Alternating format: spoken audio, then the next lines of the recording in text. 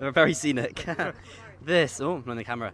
This is Fred Beck from Fred Beck's Fighting, proudly sponsored by Empire Fight Store. I'm down here at the gym today, joined by Alexis, Demetrius. How come we're not at the normal Shoot Fighters gym today, during the public workout? That one's super busy with fighters, and our office is empty, so we decided to use this one. So is this the gym you were telling me about? Yeah, the really fancy one? Yeah, this is our office. Oh, is wow. where, That's really nice. Yeah, it's nice spot to be in. If I was a fighter, I'd much rather be in this gym than the others. Yeah, I mean we have a lot of the bigger spars, so a lot of the heavyweights will spar here, and a lot of the high profile MMA guys will spar here. Obviously high profile boxers, and JJ's here for sparring as well. So we have full size 18 and 20 foot rings in there. So. Okay, let's just jump straight into it. I know we're short of time here. Yeah. Face temper.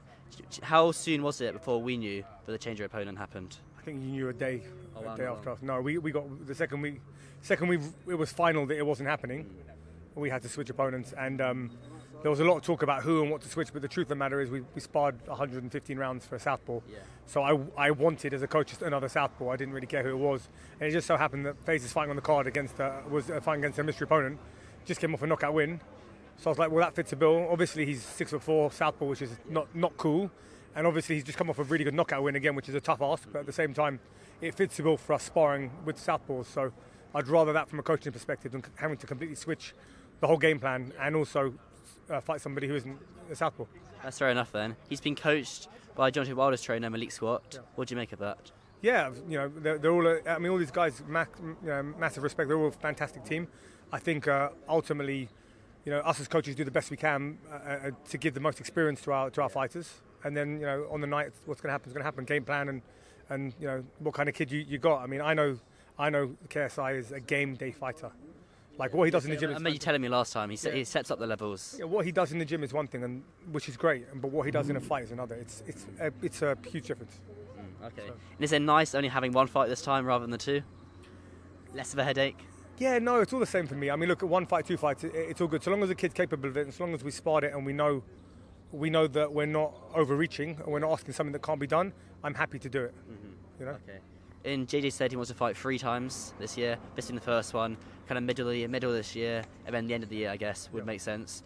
Who'd you like to see him in the ring with after this? As long as he wins, obviously. Yeah, I mean, if all things go to plan, I think, people are saying, well, kind of, you look at someone like Jake Paul and you look at, going from an MMA fighter, even be all that he hasn't won in 8 years and being all that he's old, or then he goes to Anderson Silva in a boxing fight and being that he was a great fighter, he's still not in his prime. I think for us we might have to do something different.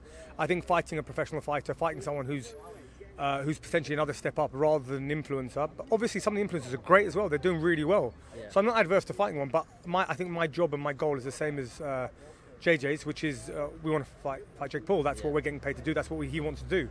So the stepping stones that lead us to that in the best form is what I want to take, if that makes sense. But again, it's not all my choice. So. Would you say KSI is ready for Jake Paul now, or do you think it's smarter to have a couple of fights before that? I think people forget that, everyone's saying this, the negotiation, there's no negotiation, we're ready. And well, no, there is. I mean, your last fight was at 186 and ours was like 170. So there has to be something going on with the weight we have to figure out. Yeah. And then we've got to figure out the venue, and then there's a whole lot of money involved that these kids have to figure out. Look, we can't just say it's all okay. So, is he ready for him? Yeah, absolutely. But I mean, do we want more fights? That the road is the road. It gets us to where we've got to get to. I mean, that's the pinnacle of the influencer boxing is Jake Paul versus KSI. So that's what we're going for. So there's no question that's the fight that we want. When it's going to happen and where is left to Mams and the guys to decide. Yeah, we just turn up. You tell us where to go and we go. So that's quite nice. I know that part's going to definitely be a nightmare to sort out. Yeah, certainly. I think it can happen 2024. I don't know if they'll get it sorted for 2023. That's a tough one. I hope too, but I'm hoping it's 2023. I mean, look, ultimately, as much as people are saying there's nothing to do from a negotiation point of view.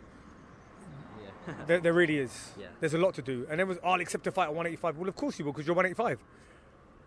We're 170, so we have to come up and you have to come down, and we've got to meet somewhere in the middle.